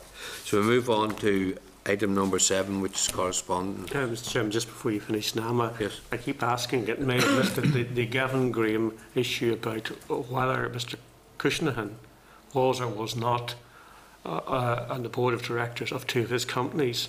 This is an absolutely crucial issue, and now 6 weeks after the initial hearing, we still haven't had an answer to that point. I mean, this is black and white. Either he was or he wasn't. Yeah. Chair, there's research pending. Mr. Graham sent in papers subsequent to that session, and also Mr. Cushnan made a submission too. So there's 2 views on that issue. But the research in terms of Companies House is being undertaken at the moment. So there's a paper to come to the committee. But surely it's a matter of going down to Companies House, knocking the door, and asking to see who the board of directors were in a certain period. So that documentation is in the pipeline, Chair. This is how to get the answer in 720 easy stages. I mean, surely there must be a quicker way of getting this up, because so much of the evidence given by Gavin Graham hinges on whether or not Frank Cushnan was still beneficial of the companies. Is that information not available from Companies House online? Yeah, Chair. As I understand it, you can Google this information. Yeah. So, but there's a research paper being prepared that had been commissioned by the committee. So it was going to be tied into that. Now, if members want bits of the information to be provided in advance, we can do that. So. Mr. Wells, I think. Well, all I wanted to know was Frank Cushnan, a director of the companies. Yeah. I mean, that's surely. Would it be possible to get that specific information for next week? Yeah. Okay, Mr. Wells. Okay, we'll move on to item number 7, which is correspondence, and I'll ask the clerk to address the following pieces of correspondence. That's from agenda item 7.1. Which page does it start at? It's page 260 of the main pack. Am I right in that? Yes. I hope the public note that there's over 260 pages only in one of the packs today. Yeah. So from agenda item 7.1 through to 7.11, Shane. So, Chair, I'll just pick out items that maybe require committee decisions, and if members have any other queries, they can raise those. In terms of the DFP papers, page 260, 270, 273, and which one is this now? This is in relation to the performance reports from individual business areas within the department. 7.1. Yeah. And also at pages 15 to 67, the table pack. So the committee requested the performance reports for each business area within DFP. Last session it undertook a rolling programme of performance scrutiny in terms of the traffic light reports from each business area. So the department has provided those. So it's just to seek agreement if members are content for those to be scheduled into the work programme as opportunities arise in terms of that performance scrutiny on a rolling basis, as the same as last session. Members agreed? Agreed. Thank you. There's correspondence then from DFP advising of updates on the Northern Ireland Investment Fund and financial transactions capital at page 38. 385 of the main pack. Yes. So just want to check if members want an oral briefing scheduled into the work programme on that issue, given the relevance to the budget 16-17 upcoming, Chair. Yeah. Okay. Agreed. Thank you. Then there's correspondence at page 502 of the main pack from a member of the public regarding legal complaints and regulation bill. It's a specific individual case. Chair, the normal approach the committee takes in those circumstances is to seek a response from DFP directly. So is members content to take follow that approach? Members agreed? Yeah. Thank you. Then there's correspondence, Chair, page 506 of the main pack, which this individual member of the public has written on a few occasions to the committee, but it doesn't seem to relate at all to the remit of this committee. So if the committee is just content that we write back to highlight that it falls outside the committee's remit. Members agreed? Agreed. Thank you. So we move on to item number 8, unless there are any other issues around correspondence that members want to raise. If not, we'll move on to item number 8. That's the committee work programme, and I'll ask the clerk to speak to it. Okay, Chair. So in terms of the executive's draft budget, obviously this committee has a coordination role in terms of coordinating the views of all the statutory committees and producing a report. So I mentioned there's some relevant areas that members might wish to schedule briefings on.